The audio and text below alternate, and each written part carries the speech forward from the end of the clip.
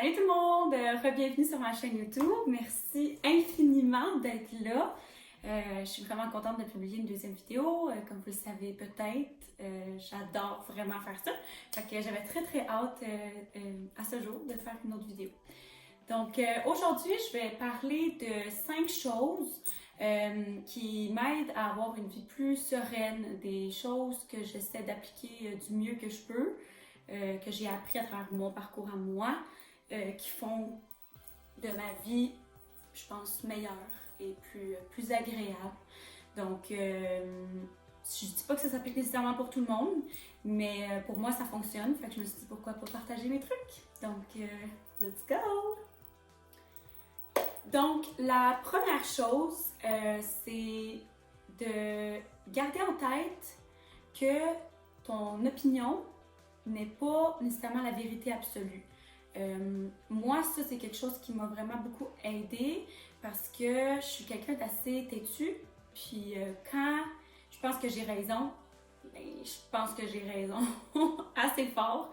Fait que de changer cette façon-là de voir les choses, ça m'a vraiment aidé à justement avoir, ben, ça m'aide à avoir des meilleures relations, dans le fond. Puis c'est juste plus accueillant, surtout pour les autres. C'est un peu tannant là, quand quelqu'un pense qu'il y a la vérité absolue parce qu'en fait, personne l'a. Fait que, tu sais, c'est ça, de partager son opinion, mais de garder en tête que c'est son opinion. Puis chacun a une perception différente des choses, de la vie. On a tout un passé différent, on a tous des croyances différentes. Fait que ça fait justement que nos perceptions sont toutes différentes. Fait que ça fait que nos opinions sont toutes différentes. Donc, c'est pas parce que pour moi, telle chose est de telle couleur, mettons, que quelqu'un d'autre va le voir de la même couleur.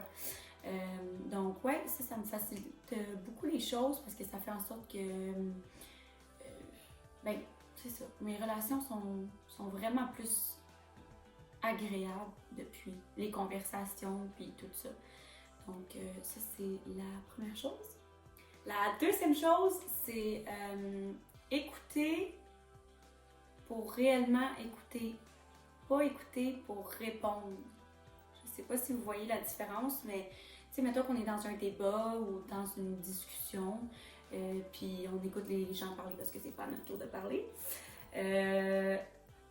De vraiment écouter ce que la personne a à dire, de l'entendre, de concentrer sur ses paroles, essayer de se mettre à sa place, versus d'écouter pour puis tout de suite se dire dans notre tête qu'on pensait à ce qu'on va répondre. Ça change complètement la dynamique d'une discussion.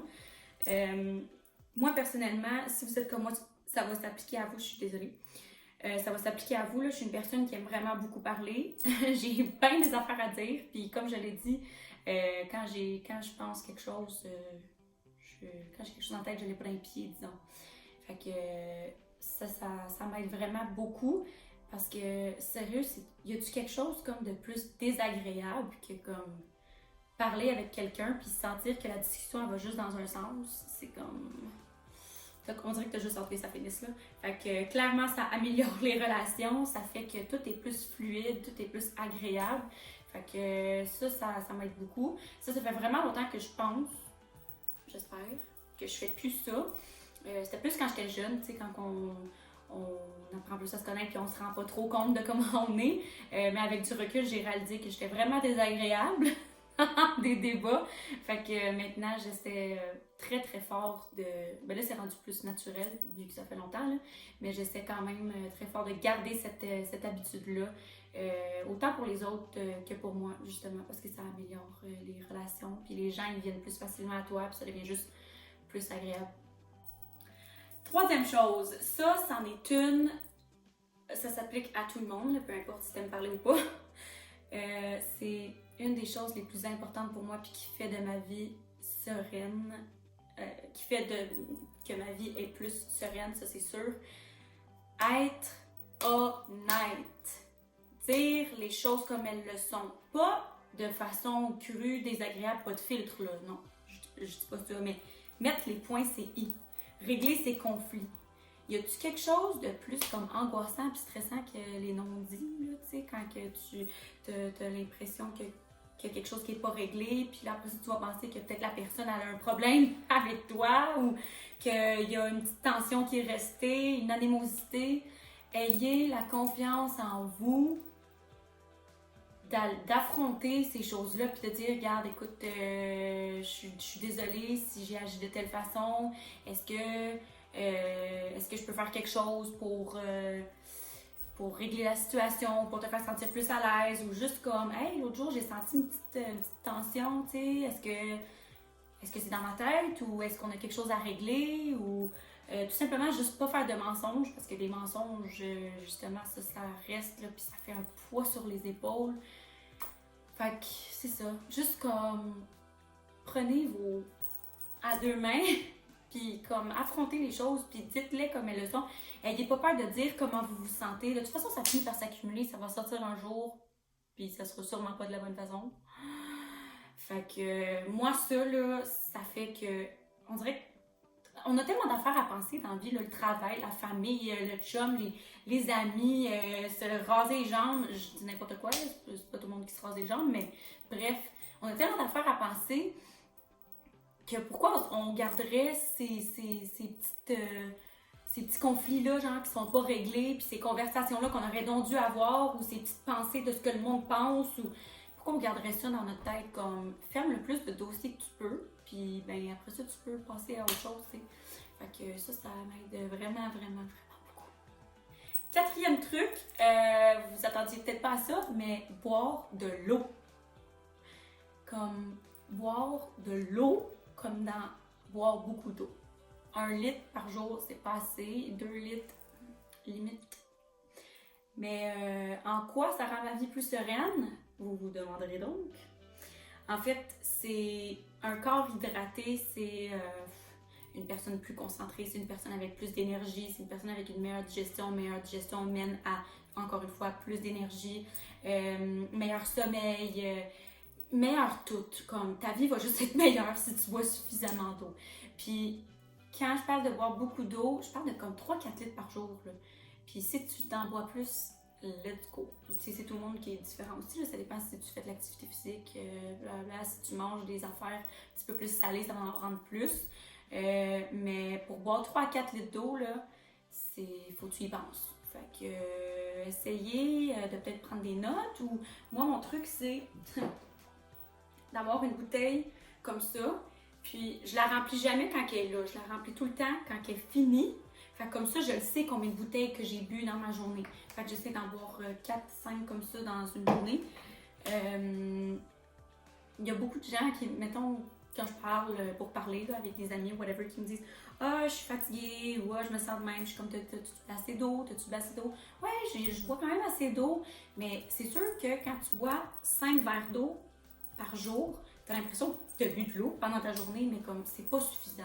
Fait que moi, le truc de la bouteille, là, honnêtement, c'est ce qui m'aide le plus. Puis je le recommande à tout le monde. En tout cas, hydrated body, productive mind, happy soul, whatever, je vais inventer une quote, mais je le pense vraiment. La 5e chose, c'est la dernière pour la vidéo d'aujourd'hui. C'est une qui est encore une fois très importante pour moi. Puis ça, c'est quelque chose que j'ai commencé à faire il y a 2 ans à peu près. Ouais. Fait que là, c'est comme ça commence à être vraiment pas mal ancré, mais j'ai quand même encore du travail à faire là-dessus. C'est un gros travail. Mais bref, c'est d'être honnête envers soi-même. Puis ce que je veux dire par là, c'est de se regarder dans un miroir là, puis de se dire les vraies affaires. Je suis pas quelqu'un qui a une alimentation lean, vraiment pas, mais je fais quand même attention à ce que je mange, puis c'est pas nécessairement pour des raisons physiques. Oui, je me sens mieux quand je suis dans mon poids santé, mais si c'était pas le cas, c'est correct, parce que à la base, la raison pour laquelle je mange bien, c'est pour mon énergie, pour mon sommeil, pour tout le reste qui vient avec, là. Aussi pour plus tard, là, je veux dire, quand on nourrit bien son corps, je pense qu'on a juste une meilleure santé globale. Fait que bref, je suis pas quelqu'un qui mange comme de même. Je mange de la scrap quand ça me tente. Puis je mange du pain à tous les jours. Mais dans le cas de la nourriture, d'être honnête envers soi-même, c'est, tu sais, des fois on va se dire comme, ah, treat yourself. Puis après ça, on va aller à manger comme plein de junk. OK? Genre, ça m'arrive. Genre, il y a 2 jours, j'étais chez McDonald's, puis je mangeais une poutine buffalo. Elle était délicieuse, by the way. Mais à ce moment-là, je savais que pour moi, c'était un treat. Ce que j'ai fait après, par exemple, c'est que j'étais allée chez Dairy Queen parce que là, je cravais du sucre, puis j'étais comme, ah, tu peux le gâter, t'es enceinte. Sauf que mon cornet était vraiment de trop. Il m'a fait sentir vraiment pas bien. Puis je le savais un peu avant parce que j'étais déjà pleine, mais j'avais juste envie de sucre. Fait que puis je me disais, tu sais, que j'allais me gâter, mais dans le fond, c'était pas une gâterie, là. J'avais mal au ventre après, j'ai tellement mal dormi. En quoi c'est genre une récompense, tu sais? Fait que d'être honnête envers soi-même, si tu le sais que ça va te faire du bien, puis que tu as envie de manger ça, puis que ça, pour toi, ça apporte du positif, do it, comme, fais-le. Mais si tu le fais juste parce que c'est plus facile, mettons, tu sais, parce que je sais très bien c'est quoi, là, manger de la scrap plusieurs jours en ligne, puis juste parce que t'as comme abandonné sur manger bien, je sais très bien c'est quoi. Puis c'est ça, c'est de s'avouer, comme, est-ce que ça va me faire réellement du bien ou pas? Puis ça peut s'appliquer dans tout, là. Mettons, t'as une relation toxique, là, peu importe si c'est avec un amoureux ou avec un ou une amie, ou une amoureuse aussi. Si la relation, elle est toxique, mais que tu essaies peut-être de te convaincre d'être avec la personne parce que tu l'aimes, mais est-ce que ça... Puis tu sais, tu dis que ouais, mais je l'aime, ça m'apporte du réconfort, puis là, tu te donnes des raisons d'être avec la personne, parce que clairement, il y en a. Mais est-ce que c'est réellement ça que tu as besoin, tu sais? On a toutes des personnes envers qui on est plus naturellement attiré. Mais est-ce que c'est nécessairement ce qui est le mieux pour nous? Ça, c'est difficile à faire, mais d'être honnête envers soi-même, ça l'aide justement à faire ça. Puis c'est ça s'applique aussi sur, mettons, une journée, ok, t'es fatigué, ça te tente pas d'aller puis d'être productif. Fine. Tu te dis que tu vas relaxer aujourd'hui puis tu vas rien faire. Ça te fait super du bien cette journée-là.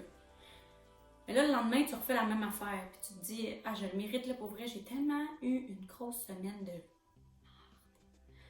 Je fais rien aujourd'hui. Je fais rien. On est rendu dimanche. Ça fait 2 jours en ligne que tu fais rien. T'arrives lundi, tu recommences à travailler, tu recommences ta semaine. T'as l'impression que t'as rien fait de ta fin de semaine, puis ça te stresse. Puis là, je dis pas nécessairement que si tu fais rien 2 jours en ligne, que c'est ça qui va arriver. Je parle dans un exemple, là. Tu sais, si c'est le cas, prends-le, mets le chapeau si ça te fait whatever. T'arrives le lundi, puis t'es comme stressé parce que là, t'avais des affaires que tu voulais faire en fin de semaine, puis ben, t'es pas faites.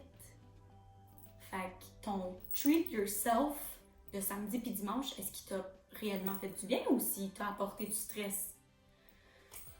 Fait que d'être honnête envers soi-même, c'est de se dire comme, ok, regarde, je vais m'allouer un temps pour m'évacher, rien foutre, manger de la scrap, mais je vais m'allouer aussi un temps pour faire les affaires. Ça me tente peut-être pas de le faire, mais de me donner un petit coup de pied dans le derrière, là, juste pour dire que je fais mes affaires pendant 2-3 heures, puis après ça, justement, j'ai fermé le dossier dans ma tête, puis genre, je me sens mieux, je me sens pas stressée. Mais si rien faire 2 jours en ligne, si ça te fait du bien, tu sais, il y a des moments où tu as besoin de plus que 2 jours pour rien faire, tu as besoin de 3 semaines, là. Ça arrive aussi, là. C'est super important. Je dis pas que genre il y a une façon de faire nécessairement, je dis juste d'être honnête envers soi-même. Qu'est-ce qui fait réellement du bien? Qu'est-ce qui en fait pas du bien? Vous verrez. Mais voilà, c'était mes 5 choses qui m'aident à mener une vie plus sereine. Je ne dis pas que si vous appliquez ces 5 choses-là, votre vie va être plus sereine. Si elle ne l'est pas. Mais si ça peut vous aider, tant mieux. Puis, en fait, je vous le souhaite. Et ne vous gênez pas de liker, commenter, partager, spread the love. On va aider plus de gens à mener une vie sereine. Puis, je vous dis à bientôt!